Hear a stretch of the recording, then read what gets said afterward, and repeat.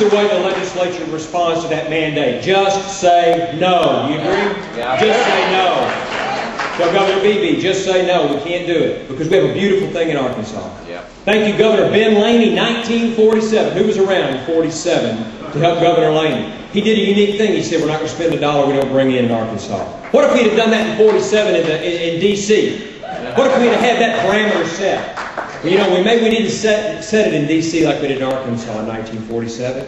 But you know, we can set it in 2010 and say, you cannot spend a dollar that does not come in, and quit crippling us with this debt. We've got to do that. Help us do that.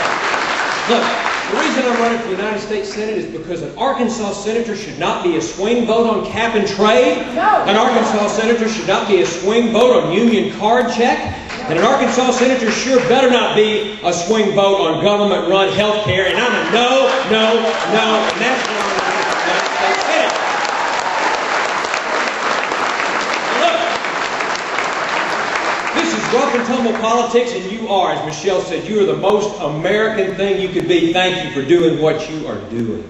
But I want to thank some other folks too. Look, I've been in politics a long time, tried to push the conservative agenda, and most of the time when I talk to my docs, they got their head down helping people. But you know what? Docs got their heads up now, looking around and helping. And I need to applaud at least a couple of docs I know in the room. Dr. Amon, who you heard speaking, and Dr. Kay Chandler. Are there other docs in the room? You two for sure stand up. Are there other docs in the room? Stand up. Give them a hand. Folks, give them a hand. Look. Thank you. All they want to do is help their patients. But Barack Obama and Harry Reid and Company have got them where they got to come out on a Saturday morning to help us. I'm kind of glad they're helping us.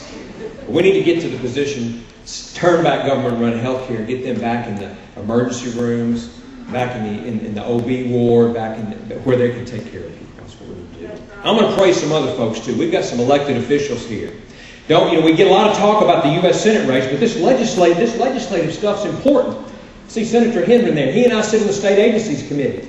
And you know it came down to holding 4 votes on state agencies, and they were about to pass a law under that Democrat leadership that would have taken Arkansas's electoral votes and turned them over to a compact of states.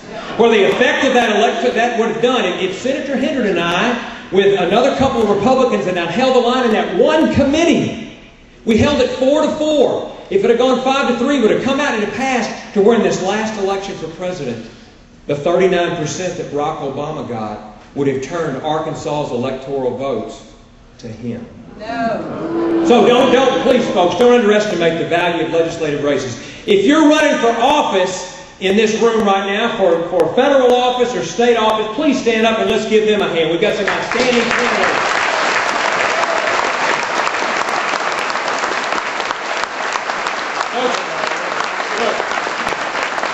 Everybody's got a job to do here. We got folks that need to scream and yell and hold, yes, our feet to the fire and everybody's feet to the fire. We have to have candidates that put their necks on the line. Look, a week ago, a Rasmussen poll came out that said I was ahead of Lance Lincoln 47-41, a year out, a challenger Republican. And so what happened this week is some of Bill Halter's buddies, the National Democrat Union bosses, poured $220,000 into Arkansas, a year out, negative ads against me. And really, when the message that was said there was that Arkansas, you don't know what to do with your budget. We balance our budget in Arkansas. Well, the first time I went to one of these deals was just last spring in Bentonville and Bella Vista. And you know, we have some folks in Bella Vista that look a lot like some of you do, and me, for that matter. Fraud. What is that? Well, too often these days, it's what Congress decides is good for us and not good enough for them. That's what it is. They should take their own medicine, and they won't do it. We may live in Arkansas or Alaska even, but we insist here on truth, honesty, and plain language. Just yesterday, the judge has said Acorn gets their money. We understand that the 10th Amendment means what it says. Congress, if the Constitution does not authorize it, hands off. We have balanced our budget in Arkansas, but let me tell you the rest of that story. Yeah, we've got a balanced budget. We're required to have it. But in the last 6 months or years, the federal government has mandated, unfunded mandates, $250 million on unemployment benefits that we have to pay in Arkansas, and we don't have the money. It'll be $390 million. But that's a mandate by the federal government. They passed the unemployment extensions, you know about that, but they have somebody else to pay for it. Congress, as Gilbert just said, has gone to $13 trillion and $14 trillion. I said the other day, the best answer for that kind of foolishness is just to stop it. Right. Real America does not want 2,000 pages that nobody reads or understands.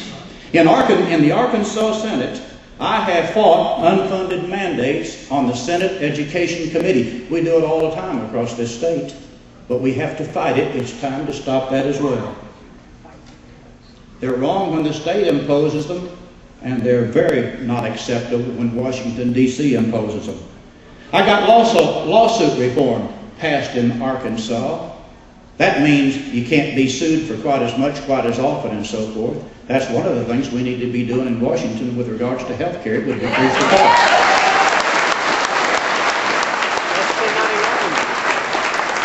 You know why we're not doing it in Washington? It's because of contributions from the trial lawyers. That's the reason. And somebody needs to say it. Don't kill the private insurance industry like we're killing jobs. The way to fix jobs in America is stop killing the ones we got. But we're continuing to do that.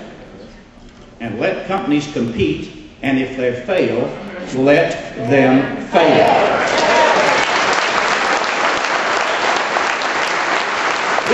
We created some jobs in Arkansas with that stimulus money, and you know how much each one of them cost us here in Arkansas? $216,000.